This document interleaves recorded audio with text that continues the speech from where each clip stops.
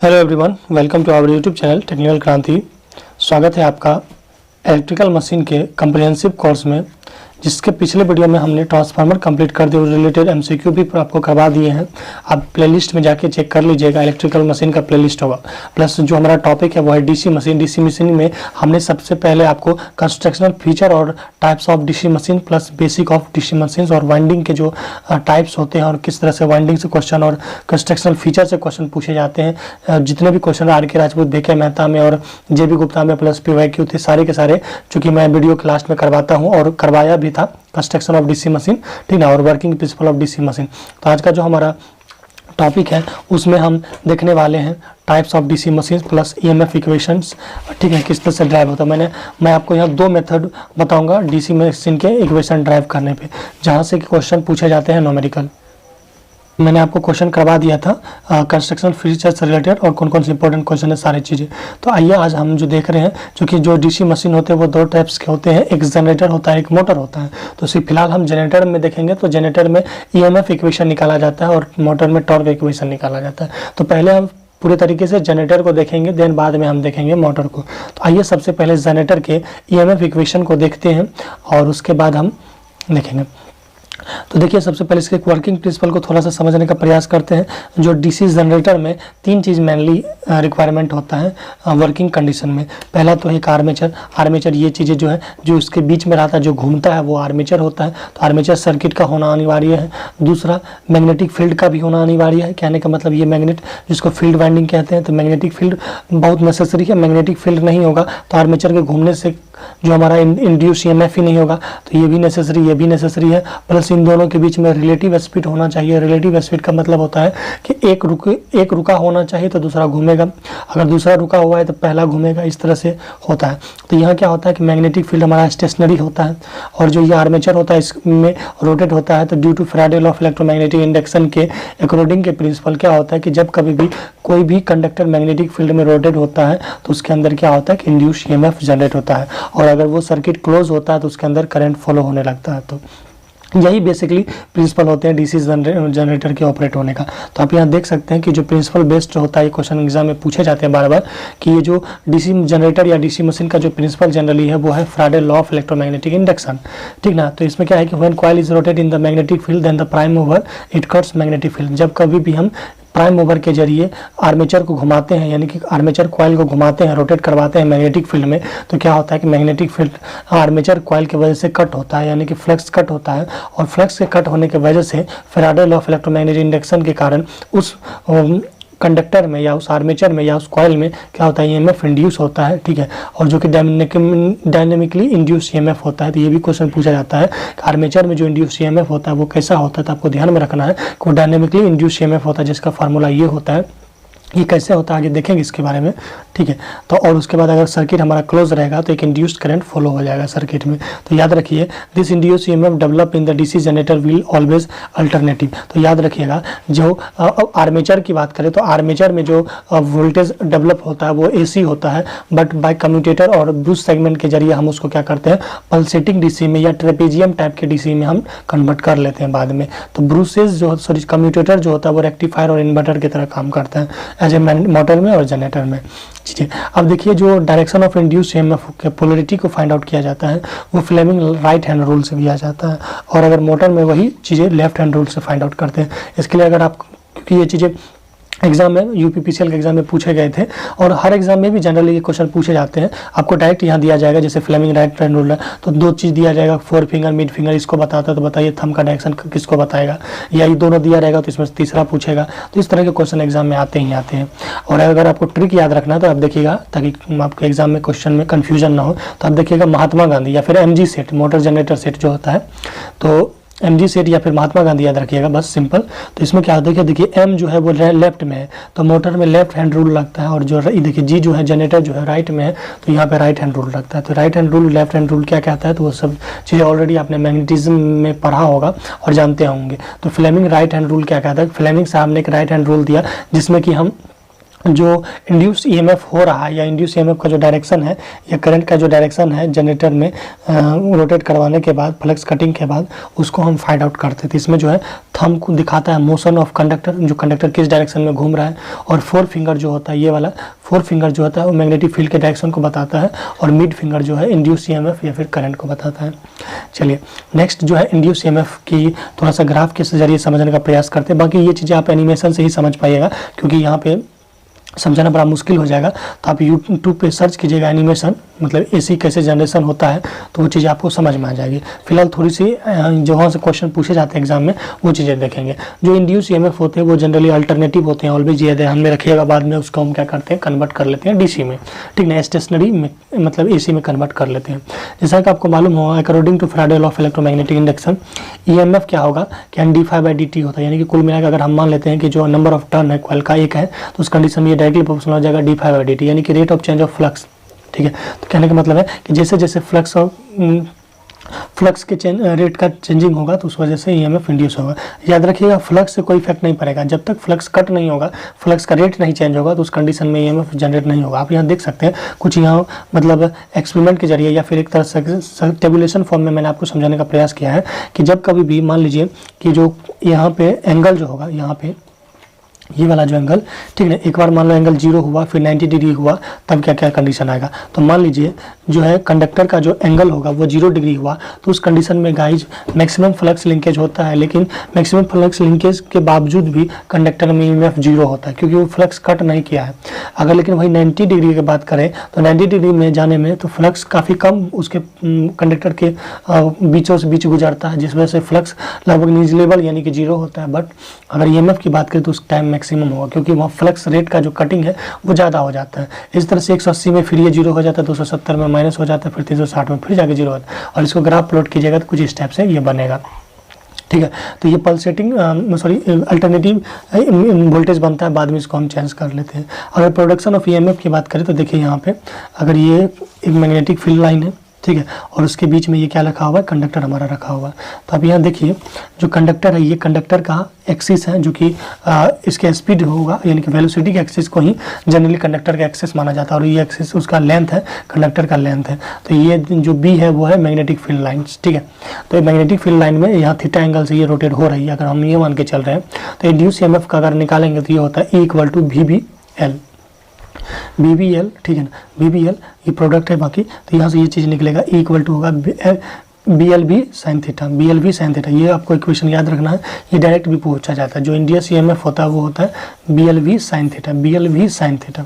अब क्या होगा, अगर हमारा कंडक्टर का पोजीशन, अगर मान लीजिए हमारा कंडक्टर का पोजीशन कुछ इस टाइप से हो, कहने का मतलब है कि जिस डायरेक्शन में मैग्नेटिक फ्लक्स है उसी डायरेक्शन में अगर करंट भी हो तो क्या होगा कि एंगल हमारा 0 होगा, और एंगल 0 होने के कारण क्या होगा कि यहाँ पे ईएमएफ भी क्या हो जाएगा, 0 हो जाएगा।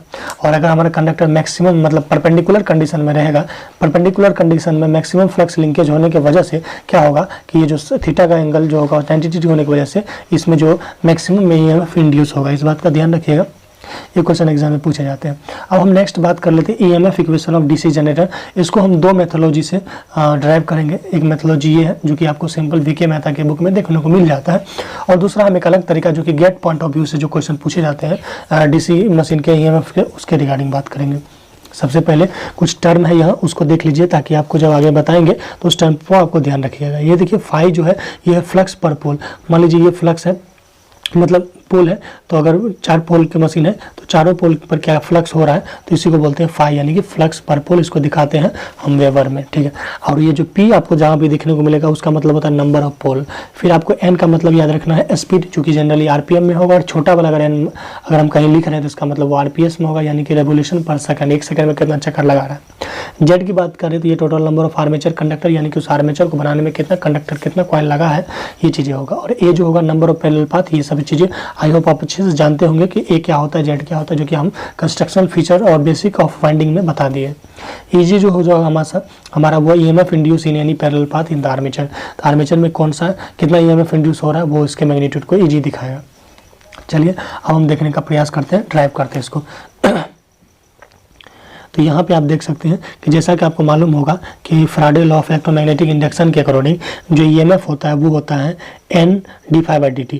मान लीजिए यहाँ जो m जो है वो है नंबर ऑफ टर्न, अगर number of turn off coil, तो इसको मान लेते हैं कि इसका नंबर ऑफ टर्न क्या है 1 है। तो इसका मतलब है कि मान लेते हैं कि 1 कंडक्टर के लिए हम मान लेते हैं, तो इसका मतलब ये वैल्यू 1 हो, तो फिलहाल तो इसको हटा दीजिए। तो कुल मिला के बात करें तो E = हो गया d∅dt, यानी कि जो हमारा इंड्यूस ईएमएफ होगा वो क्या होगा, rate of change of flux होगा, क्योंकि हमारा जो नंबर ऑफ टर्न होगा वो तो फिक्स होगा। ठीक है, अब यहाँ पे देख लीजिए, तो इस कुल मिला के हमें निकालना है E = d∅dt। तो पहले d∅ निकाल लेते हैं, देन dt निकालेंगे, बाद में इसको कंपाइल करके हम ईएमएफ इक्वेशन निकाल लेंगे। चलिए सबसे पहले यहाँ देखिए d∅ है, तो d∅ क्या है, तो d∅ है कि total flux cut by conductor in A complete cycle या फिर रिवोल्यूशन। तो कितना फ्लक्स कट कर रहा है कोई भी कंडक्टर एक रिवोल्यूशन में, वो हमारा d∅ कहलाता है। और d∅ जो होगा वो क्या होगा, फ्लक्स पर पोल मल्टीप्लाई नंबर ऑफ पोल, यानी कि फाई और कितना पोल है, मान लीजिए 4 पोल है तो ये हो जाएगा 4 फाई। लेकिन फिलहाल तो यहाँ पोल के बारे में जिक्र नहीं किया गया है कि कितना पोल है, तो हम डायरेक्ट लिखेंगे p∅, यानी कि d∅ बराबर क्या होगा p∅। ठीक ना।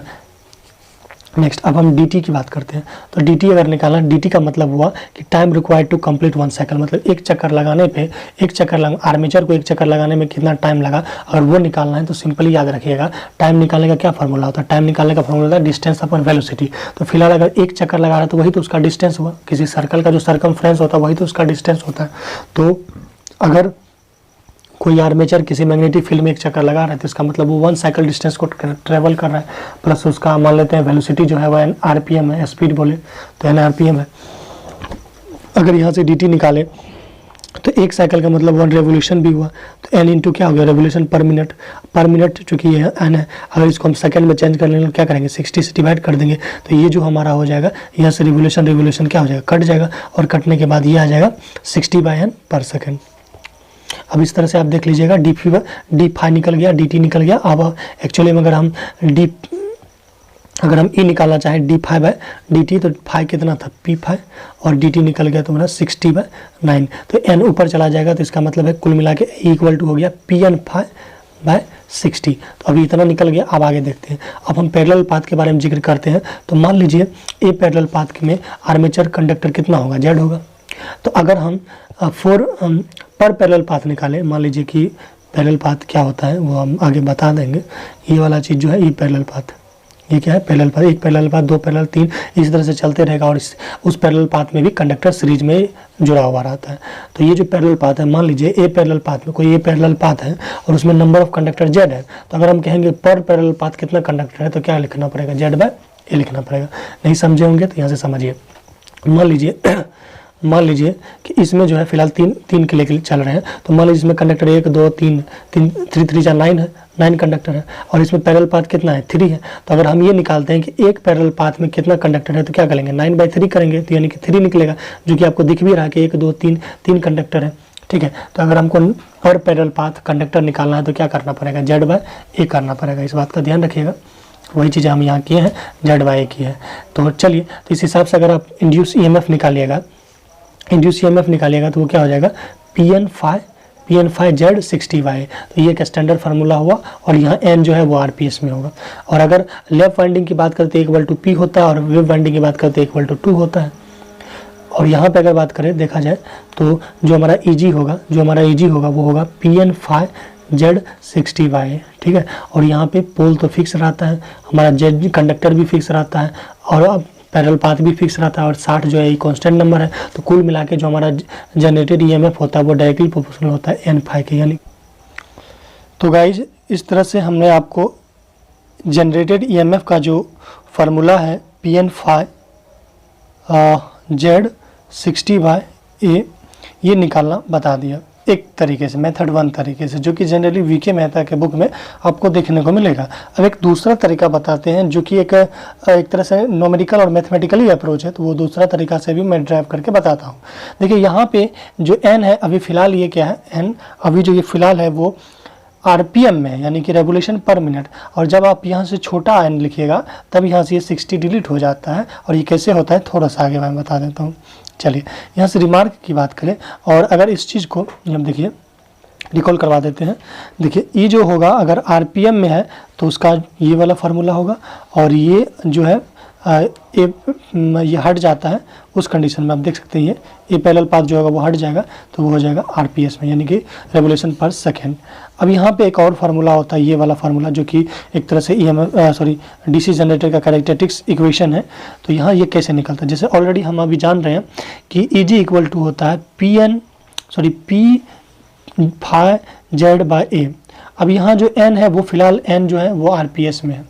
अब देखिए अगर हम 2 पाई ऊपर और नीचे से डिवाइड कर दे तो कोई फ़र्क नहीं पड़ने वाला है। तो इस हिसाब से अगर यहाँ देखिएगा तो ये फार्मूला हो गया 2 पाई n, और 2 पाई n क्या होता है, ये देखिए यहाँ से अगर कॉमन लीजिएगा ये चीज़ें तो यहाँ से ये हो जाएगा आपका ओमेगा n, ठीक है। 2 पाई n मतलब ओमेगा n। तो ये एक फार्मूला निकल के आ जाता है जो कि ईएमएफ इक्वेशन का कैरेक्टरिस्टिक्स k इक्वल टू हो गया, k इक्वल टू हुआ 1/2 पाई पी जेड बाई ए। इस तरह से जो हमारा एक नया ईएमएफ इक्वेशन का कैरेक्टरिस्टिक्स है जो कि है ई इक्वल टू के फाई ओमेगा एन। चलिए एक दूसरा तरीका भी है इस ईएमएफ को, इंड्यूस ईएमएफ को निकालने का डीसी मशीन में। तो चलिए इसके लिए क्या करते हैं कि मान लेते हैं कि डेल टी टाइम में कोई कॉइल जो है north pole to south pole move हुआ। मान लीजिए कि यहाँ पे ये कोई मैग्नेट है, ठीक है, या फिर फील्ड है, ये फील्ड है, मान लीजिए ये फील्ड है, ये नॉर्थ है, ये साउथ है। यहाँ पे कोई कॉइल था, ये कॉइल जो है नॉर्थ से डायरेक्शन से लेके साउथ डायरेक्शन में एक बार घुमा तो उसमें जो है कितना टाइम लगा, डेल टी टाइम लगा। तो वही लिखे हैं कि let in the time T del T coil move from north to south pole of the changing flux. इसके बाद जो चेंजिंग फ्लक्स होगा वो क्या होगा, तो डेल फाई अगर निकालना चाहेंगे तो क्या होगा, -5 प्लस -5। मान लीजिए कि जो हम नॉर्थ पोल के फ्लक्स को माइनस मान रहे हैं और साउथ पोल के फ्लक्स को तब हमें प्लस मानना पड़ेगा। तो अगर इसमें जो चेंजिंग हो गया तो क्या हो गया, -2 प्लस चेंजिंग हुआ तो इसका मतलब है कि क्या हो जाएगा, -5 प्लस 5, तो इसका मतलब -2 क्या हो गया, चेंजिंग फ्लक्स हुआ। अगर यहाँ से अगर हम rate of change of flux linkage निकाले तो क्या हो जाएगा, d∅dt होता है, तो इसका मतलब -2π/dt हो गया। यहाँ से dt का एक निकाल लेते हैं तो dt क्या होगा वो देखने का प्रयास कीजिए। तो यहाँ से अगर फाइनली EC निकालना चाहेंगे तो यहाँ NC अभी फिलहाल जो नंबर ऑफ टर्न है वो उसको 1 मान लेते हैं क्योंकि ये चीज़ें कांस्टेंट होता है। तो चलिए यहाँ हो जाएगा 2π NC डेल टी, ठीक है। तो ये EC इक्वल टू, यानी कि अभी जो फिलहाल है कि induce EMF in a coil equal to क्या हो जाएगा, 2π NC बाय डेल टी। अब यहाँ से डेल टी के बारे में कुछ जुगाड़ करते हैं। देखिए ये हमारा क्या है, नॉर्थ पोल है, ये साउथ पोल है। तो मान लीजिए कंडक्टर जो है एक बार ए डैश इस टाइप से है, फिर बाद में क्या हो जाएगा ए डैश और नीचे में ये हो जाएगा। इसको आप इस तरह से भी देख सकते हैं कि ये जो है नॉर्थ के इन्फ्लुएंस में अभी फिलहाल कंडक्टर है, फिर ये जो कुछ देर के बाद शिफ्ट हो जाएगा, पाई के बाद जो है ये चला जाएगा ए डैश पे, यानी कि साउथ के इन्फ्लुएंस में। तो यहाँ पे आप देखिए कितना डिस्टेंस ट्रेवल किया, तो ये डिस्टेंस जो होगा वो पोल पिच के इक्वल हो रहा है, और पोल पिच होता है कितना, वो है पाई रेडियन। तो इसका मतलब है कि यहाँ पे अगर हम डेल टी निकालें, यानी कि मान लीजिए यहाँ से जाने में जो टाइम लगा वो डेल टी निकला, तो टाइम बराबर क्या होता है, डिस्टेंस अपन, अगर हम ये कहें कि टाइम बराबर अगर हम निकालना चाहें तो क्या निकालना है, तो टाइम बराबर होगा डिस्टेंस अपन वेलोसिटी। तो डिस्टेंस इसका क्या होगा, पाई हो गया, और इसका वेलोसिटी जो एंगुलर वेलोसिटी होगा वो ओमेगा ई होगा, ठीक है। तो इस हिसाब से ऑलरेडी हम पहले से जानते हैं कि जो ओमेगा ई होता है वो p/2 ओमेगा m होता है, जो मैकेनिकल एंगुलर वेलोसिटी होता है। ये सब चीज़ें ऑलरेडी डिस्कस कर लिए कैसे आया है।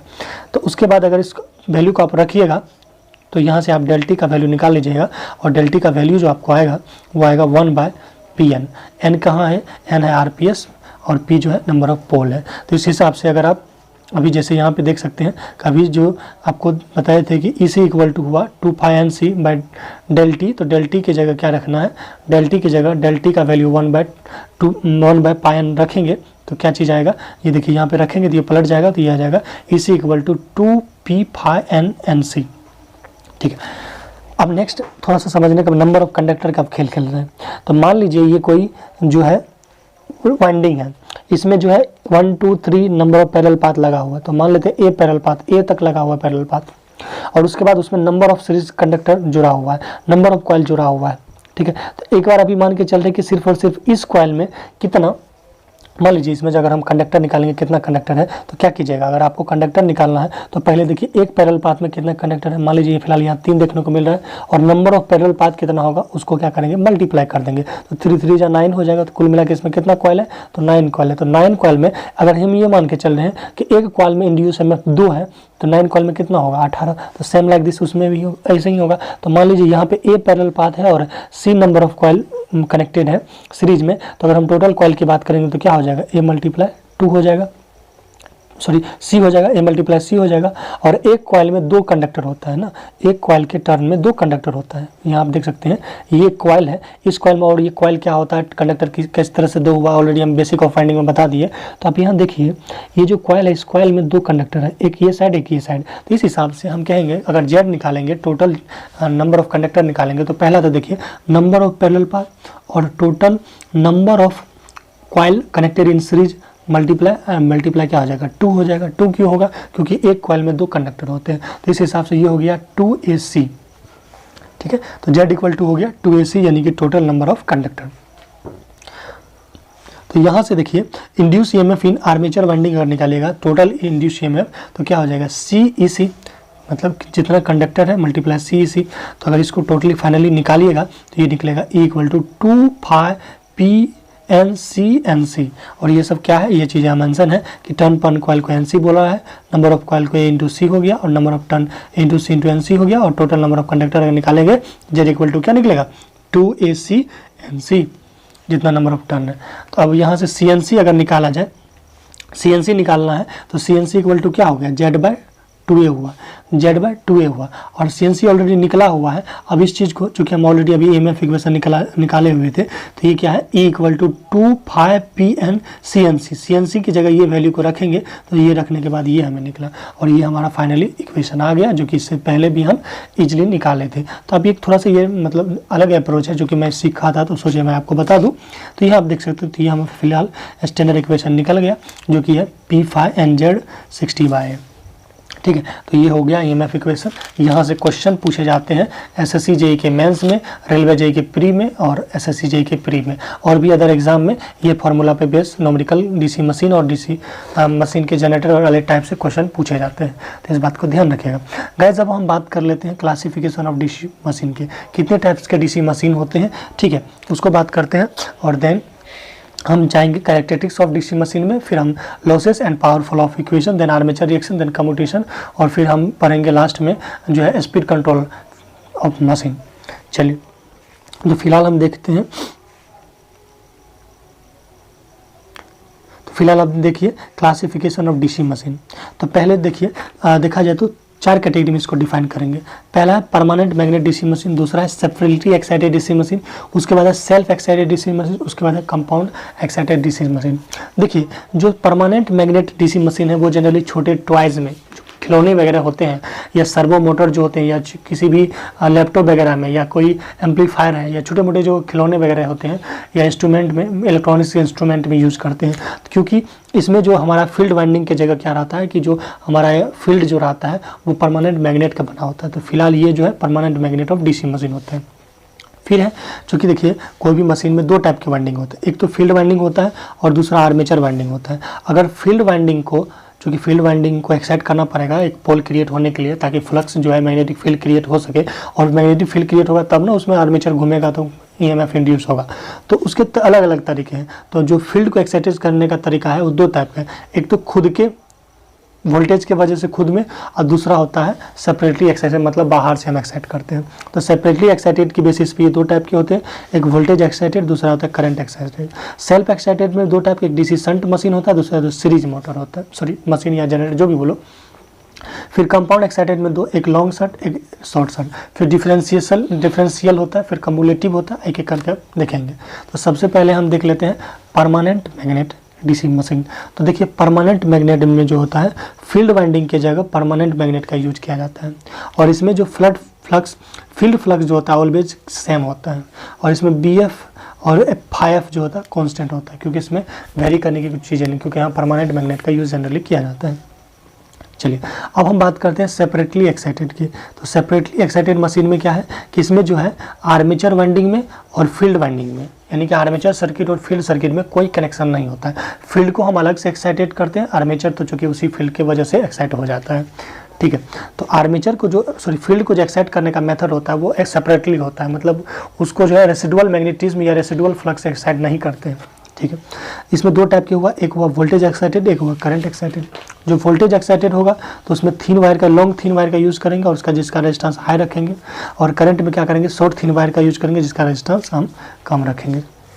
आइए अब, तो ये है सेपरेटली एक्साइटेड डीसी मशीन के टाइप्स। आप देख सकते हैं फिगर में, ये देखिए आर्मेचर सर्किट अलग है और फील्ड वाइंडिंग क्या है, अलग है। तो ये वोल्टेज से कर रहे हैं तो ये वोल्टेज एक्साइटेड हुआ, यहाँ करंट से कर रहे थे करंट एक्साइटेड मशीन हुआ। अब इसके टाइप्स ऑलरेडी मैंने आपको बता ही दिया, ठीक है। और भी जैसे कंपाउंड में होता है एक कि लॉन्ग शंट के बाद इसको on the basis of connection हुआ, लेकिन और भी होता है कम्युलेटिव डिफरेंशियल। फिर कम्युलेटिव में भी 3 टाइप, जो कि एग्जाम में क्वेश्चन यहाँ से पूछे जाते हैं और ये किसी बुक में मेंशन नहीं है, तो इस बात का ध्यान रखेंगे, आगे चल के बात करेंगे इसमें। परमानेंट मैग्नेट मैंने अभी आपको बता दिया। सेपरेटली एक्साइटेड आप यहाँ देख ही सकते हैं कि सेपरेटली एक्साइटेड में जो है फील्ड वाइंडिंग को सेपरेटली एक्साइटेड किया जाता है किसी भी पावर सोर्स से, चाहे वो बैटरी हो सकता है या कोई अदर जनरेटर भी हो सकता है, ठीक है। तो यहाँ देखिए कोई कनेक्शन नहीं रहता आर्मेचर और फील्ड सर्किट के बीच में। यहाँ जो रेसिडुअल मैग्नेटिज्म होता है वो काफ़ी लो होता है, लगभग 0 के बराबर होता है, ठीक है, क्योंकि इसमें रेसिडुअल मैग्नेटिज्म होता ही नहीं। सर ये रेसिडुअल मैग्नेटिज्म होता क्या है, तो चलिए समझा देते हैं। सबसे पहले रेसिडुअल मैग्नेटिज्म देखिए एक्चुअली में है क्या, जो डीसी मशीन का योक बना होता है या जो कोर बना होता है जनरली वो फेरोमैग्नेटिक मटेरियल होता है।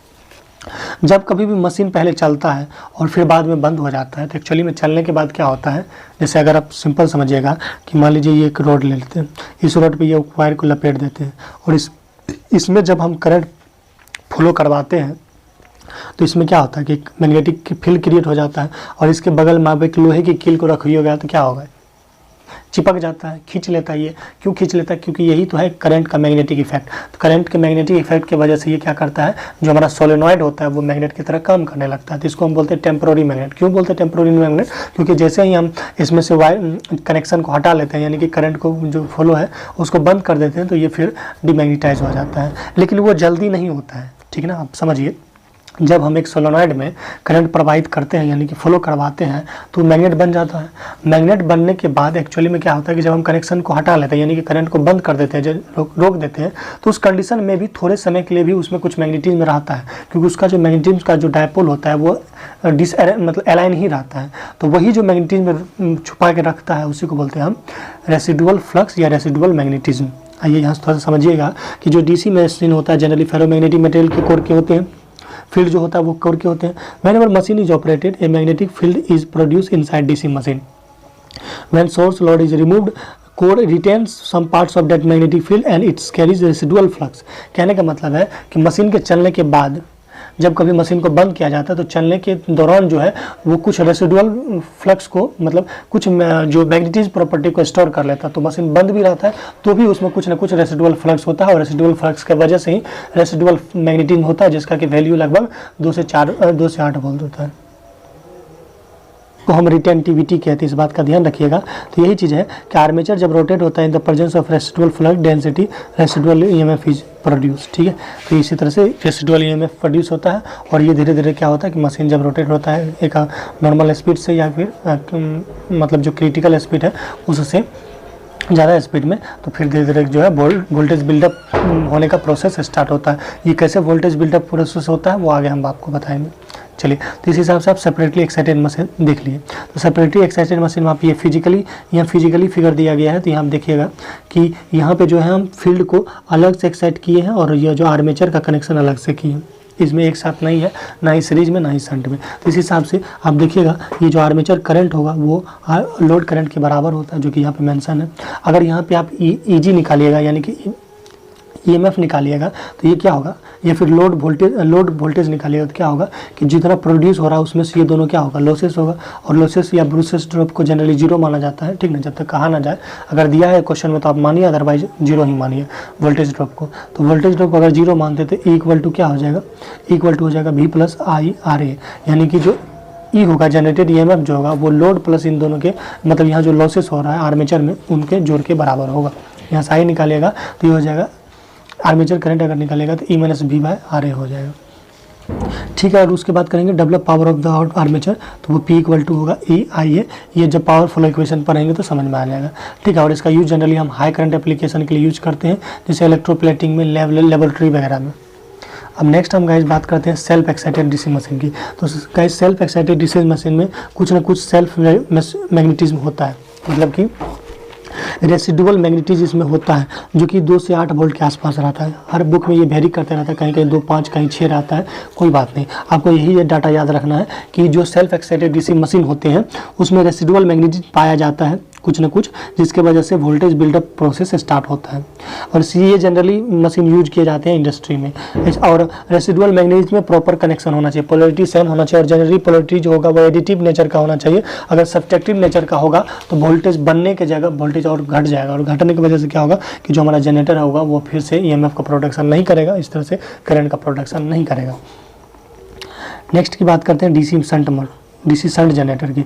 तो डीसी शंट जनरेटर में क्या होता है कि जो फील्ड वाइंडिंग होता है वो जो है आर्मेचर के साथ पैरेलल पाथ में लगे होते हैं, यानी कि शंट किए हुए रहते हैं। और ये हमेशा नो लोड कंडीशन पे ही स्टार्ट होता है, बिकॉज ऑफ अगर ये ऑन लोड कंडीशन पे स्टार्ट होगा तो ये वोल्टेज बिल्डअप का जो प्रोसेस होगा वो क्या होगा, नहीं हो पाएगा, क्योंकि जितना भी वोल्टेज बनेगा वो लोड में ही चला जाएगा, तो फिर सारे के सारे लॉसेस हो जाएंगे। तो फिर जो है आर्मेचर को मतलब ईएमएफ जो इंड्यूस होने के लिए जो वोल्टेज चाहिए वो प्रॉपर नहीं मिल पाएगा। आप यहाँ देख सकते हैं कि जो शंट फील्ड वाइंडिंग होता है वो जनरली वोल्टेज ऑपरेटेड होते हैं। क्यों होते हैं आप देख सकते हैं यहाँ पे, जो फाई हमारा होता है वो डायरेक्टली प्रोपोर्शनल आईएस के एच का होता है, और आईएसएच जो होता है वो V/RSH होता है। तो कुल मिला के आप देख सकते हैं कि ये जो होता है वोल्टेज ऑपरेटेड फील्ड होता है। अब फीचर ऑफ फील्ड वाइंडिंग की बात करते हैं, तो चूँकि यहाँ पे जो है हमें ये ISH करंट को कम रखना है ताकि लोड में ज़्यादा करंट जा सके। देखिए यहाँ ISH क्या है, ISH ये देखिए फिगर के साथ देखिए,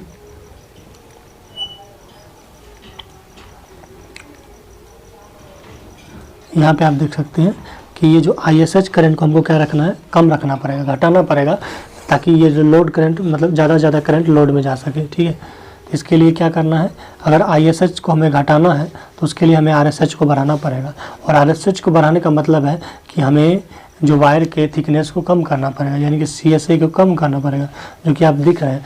अगर हम एक कॉन्स्टेंट MMF की बात करें तो अगर आप नंबर ऑफ टर्न को बढ़ा रहे हैं, अगर आप करंट को घटाइएगा तो इसके लिए आपको नंबर ऑफ टर्न बढ़ाना पड़ेगा, और नंबर ऑफ टर्न बढ़ाना पड़ेगा। ठीक है, तो कुल मिला के आप देख लीजिए कि यहाँ पे क्या होगा कि अगर शंट वाइंडिंग में जो फील्ड रेजिस्टेंस होगा वो हमेशा हायर होगा। क्या होगा, हायर होगा, ताकि उसमें कम से कम करंट जाए, कम से कम करंट जा पाए। और उसके बाद मोर टर्न रखना पड़ेगा और थिन वायर रखना पड़ेगा। तो वही चीज़ें हैं, आप देख सकते हैं फिजिकली कैसे वो कनेक्टेड है। तो आप देखिए ये जो है शंट किया हुआ है, आर्मेचर के सर्किट में ही फील्ड के सर्किट को जोड़ा गया है। आप देख सकते हैं फील्ड वाइंडिंग को जोड़ा गया है। यहाँ से अगर कनेक्टिविटी इक्वेशन की बात करें, यहाँ पे आई जो होगा, ये जो आर्मेचर करंट होगा ये IL प्लस ISH दोनों के जोड़ के होगा, क्योंकि आप इस नोड पे अगर KCL लगाइएगा तो IA इक्वल टू हो जाएगा ISH प्लस VIL, जो कि ISH जो यहाँ होगा, ये जो करंट कितना लेता है तो वो जनरली फुल लोड करंट का या जो आर्मेचर करंट का 2.5% ही यहाँ जाता है या ट्रैकिंग करता है। उसी तरह से अगर हम B निकालें तो B क्या हो जाएगा, BSH इक्वल टू हो जाएगा ISH RSH VL, और आर्मेचर करंट निकलेगा तो E-B/RA हो जाएगा। फिर कॉपर लॉस की बात करें तो एक copper loss, armature copper loss होगा, चूँकि आर्मेचर में भी तो चूँकि आर्मेचर भी हमारा कॉपर का बना होता है, तो एक जो लॉसेस होगा वो आर्मेचर कॉपर लॉस होगा। दूसरा जो लॉस होगा फील्ड शंट कॉपर लॉस होगा, जो कि फील्ड बना होगा वो भी तो कॉपर का ही बना होता है। तो कुल मिलाकर अगर बात करें तो फील्ड शंट लॉसेस तो क्या होगा, कॉन्स्टेंट होगा, क्योंकि उसका जो हम रेजिस्टेंस फिक्स रखे हुए हैं, करंट भी उसमें लगभग फिक्स ही जा रहा है। लेकिन ये जो है आर्मेचर रेजिस्टेंस जो है, जो आर्मेचर कॉपर लॉस है वो वेरिएबल है, इस बात का ध्यान रखिएगा। इसका जो एप्लीकेशन की बात करें तो जनरली ये वहाँ यूज किया जाता है जहाँ हमें कांस्टेंट सप्लाई टर्मिनल पे वोल्टेज चाहिए, यानी कि wide constant terminal output voltage at constant load, ठीक ना, तो वहाँ पे ये चाहिए। जैसे कि पावर सप्लाई में, फिर रेगुलेटर में या साइंक्रोनस मशीन के एक्साइटर में हम जनरली इसका यूज़ करते हैं। अब हम गाइस बात करते हैं डीसी सीरीज जनरेटर की। तो डीसी सीरीज जनरेटर में क्या होता है कि इसका जो ये हमेशा ऑन लोड कंडीशन में ही स्टार्ट होता है, क्योंकि अगर ये नहीं होगा, क्यों नहीं होगा समझा देते हैं थोड़ा सा। देखिए इसमें जो सीरीज वाइंडिंग होगा, जो यानी कि जो हमारा फील्ड होगा वो सीरीज में कनेक्टेड रहता है आर्मेचर सर्किट के। जैसा कि आप फिजिकली यहाँ देख सकते हैं कि ये चीज़ें जो है सीरीज में कनेक्टेड है। आप देख सकते हैं ये चीज़ें कहाँ है, सीरीज में कनेक्टेड है। तो जो फील्ड वाइंडिंग होगा और जो आर्मेचर वाइंडिंग होगा, दोनों क्या होंगे, सीरीज में कनेक्टेड होंगे। सीरीज में कनेक्टेड होने की वजह से जो हमारा डीसी सीरीज जनरेटर है वो हमेशा ऑन लोड कंडीशन पे ही स्टार्ट किया जाएगा। ये नो लोड कंडीशन पे स्टार्ट हो ही नहीं सकता, क्योंकि अगर ये लोड नहीं लगाएंगे तो ये सर्किट हो जाएगा ओपन, और ओपन सर्किट में करंट फ्लो होता नहीं है, तो ये मशीन क्या है कि कोई करंट देगा ही नहीं, ओपन सर्किटेड हो जाएगा। इसीलिए डीसी सीरीज जनरेटर जो होता है वो हमेशा ऑन लोड कंडीशन पे ही स्टार्ट किया जाता है। सीरीज फील्ड की बात करें तो यहाँ ये जो सीरीज फील्ड है ये करंट ऑपरेटेड फील्ड है और इसमें लेस नंबर ऑफ टर्न होता है, ठीक है, और large cross sectional area plus low resistance और connected in armature, connected with armature. और देखिए लेस नंबर ऑफ टर्न क्यों होता है, क्योंकि यहाँ देखिए अगर रेजिस्टेंस को हमें कम रखना है तो क्रॉस सेक्शनल एरिया को बढ़ाना पड़ेगा, ये ऑलरेडी हम पीछे भी बता दिए। अगर इसके थोड़ा सा कैरेक्टरिस्टिक इक्वेशन की बात करें तो यहाँ पे आप देखिएगा जो आर्मेचर करंट है और जो सीरीज फील्ड करंट है प्लस जो लोड करंट है तीनों के तीनों क्या है, सेम है। और अगर हम जनरेटेड ईएमएफ निकालना चाहेंगे, जनरेटेड ईएमएफ इक्वल टू क्या होगा, यहाँ का लॉस प्लस यहाँ का लॉस प्लस ये चीज़ें तीनों को ऐड करेंगे तो जनरेटेड ईएमएफ निकल जाएगा जो कि है। और आर्मेचर अगर करंट निकालेगा तो E minus V by R A plus R S ही होगा। और अगर कॉपर लॉस की बात करें तो यहाँ पे दो टाइप के होंगे, एक आर्मेचर कॉपर लॉस, दूसरा फिर सीरीज फील्ड कॉपर लॉस। तो ये दोनों के दोनों क्या होंगे, वेरिएबल होंगे, ठीक है ना, क्योंकि इसमें सारे चीज़ें चूँकि करंट इसमें आर्मेचर करंट जा रहा है तो चूँकि इस वजह से ये क्या होगा, वेरिएबल होगा। एप्लीकेशन की बात करें तो ये ट्रांसमिशन लाइन में जहाँ भी वोल्टेज या करंट ड्रॉप होगा वहाँ ये बूस्टर के तौर पर यूज किया जाएगा। फिर हम डीसी कंपाउंड जनरेटर की बात करें तो जनरली ये दो टाइप्स के होते हैं और होने के लिए चार होते हैं। ऑन द कनेक्शन बेसिस की बात करें तो ये दो टाइप के होते हैं, एक लॉन्ग शंट जन टाइप जन होता है, दूसरा short shunt type compound generator होता है। आप यहाँ देख सकते हैं ये लॉन्ग शंट, इसको क्यों बोला जा रहा है, देखिए ये जो शंट है ये लॉन्ग है, बाकी इधर देखिए ये एक सीरीज में रहेगा एक शंट में रहेगा तो इसको हम बोलते हैं शॉर्ट शंट। अगर दोनों के दोनों शंट में रहेगा तो उसको बोलेंगे लॉन्ग शंट। इसका एक फिजिकल फिगर आप यहाँ भी देख सकते हैं अच्छे से, ठीक ना, ये एक फिजिकल फिगर बनाया गया है कि ये है, ये लॉन्ग शंट बनाया गया है फिगर और ये शॉर्ट शंट है। तो यहाँ से भी आप अच्छे से समझ सकते हैं कि तो लॉन्ग शंट में क्या होता है कि दोनों के दोनों चाहे सीरीज हो या फिर शंट वाइंडिंग हो, दोनों के दोनों क्या होंगे, हमारा दोनों के दोनों क्या होगा, ये जो है शंट में लगा हुआ रहेगा। और बाकी शॉर्ट शंट में क्या होगा, एक शंट में लगा रहेगा दूसरा सीरीज में लगा हुआ रहेगा, ठीक है। अगर हम इसके डाटा को देखें तो आप ये देखिए यहाँ जो आर्मेचर करंट होगा वो किसके किसके बराबर होगा, तो आई एल ए प्लस क्या हो जाएगा यहाँ पे आई एस एच ए के बराबर होगा। और जो ठीक है यही करंट होगा और ये जो है आई एस ए की भी बराबर होगा। जो सीरीज वाइंडिंग में करंट होगा वही आर्मेचर करंट तो है इसमें। अगर ईजी की बात करें तो इस तरह से निकलेगा, ठीक है, इस तरह से इसमें देखिएगा तो ये सब चीज़ें, तो ये काफ़ी ईजी है। अगर हम इसके दूसरे टाइप की बात करें on the basis of property तो वो है, एक है कम्युलेटिव टाइप, दूसरा डिफरेंशियल टाइप। अगर हमारा शंट फील्ड वाइंडिंग और सीरीज फील्ड वाइंडिंग इस डायरेक्शन में कनेक्टेड है, इस तरह से कनेक्टेड है, तो उनके जो दोनों फ्लक्स होंगे चाहे फाई एस एच होंगे फाई एस एच ही होंगे, अगर वो एफ एस ही होंगे, अगर वो सेम डायरेक्शन में होगा तो कुल मिला के अगर नेट फ्लक्स निकालेंगे तो क्या होगा, ओवरऑल जो फ्लक्स होगा वो बढ़ जाएगा। बढ़ने के कारण इसको हम कम्युलेटिव टाइप्स डीसी मशीन कहेंगे। और डिफरेंशियल टाइप में क्या होगा कि जो शंट फील्ड फ्लक्स है और जो सीरीज फील्ड फ्लक्स है वो क्या होगा, एक दूसरे का अपोजिट होने की वजह से नेट फ्लक्स जो होगा वो क्या होगा, कम होगा। नेट फ्लक्स कम होने की वजह से वोल्टेज भी काफ़ी कम होगा और सबसे ज़्यादा रेट से इसका वोल्टेज टर्मिनल घटता है। और ये इसके कम्युलेटिव टाइप के तीन टाइप होते हैं, एक ओवर टाइप, एक फ्लैट टाइप, एक अंडर टाइप। इसको डिटेल में हम कैरेक्टरिस्टिक इक्वेशन ऑफ मशीन पढ़ेंगे, देन इसको हम अच्छे से डिस्कस करेंगे। तो आज के इस टॉपिक में तो हम सिर्फ देखें टाइप्स ऑफ डीसी मशीन और उसके बाद ईएमएफ इक्वेशन, और फाइनली नेक्स्ट वीडियो हम देखने वाले losses and efficiency and power flow of DC machine, फिर हम कैरेक्टरिस्टिक्स ऑफ इक्वेशन देखेंगे। तो गाइज मिलते हैं नेक्स्ट वीडियो में, तब तक के लिए बाय बाय, जय हिंद।